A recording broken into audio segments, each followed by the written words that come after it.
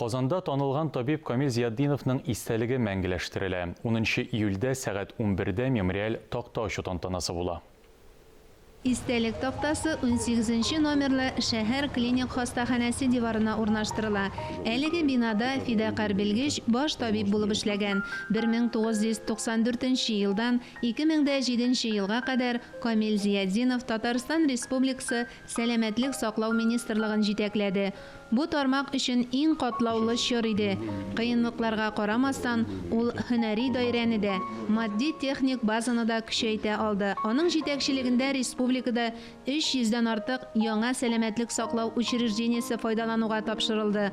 Камил Зиятдинов аналар һәм балалар сәламәтлеген ныгытуга, яман шиш, йөрәк авыруларын дәвалауга аерым игътибар бирде. Буа районында туып үскән белгеч халыкара дәрәҗәдә дә танылды. Ул 250 фәнни хезмәт авторы. Аның фәнни мирасын хәзер җир шарының төрле почмакларында табиблар куллана. Мөршидә Җиһан, Ирек Хәмидуллин, Татарстан яңалыклары.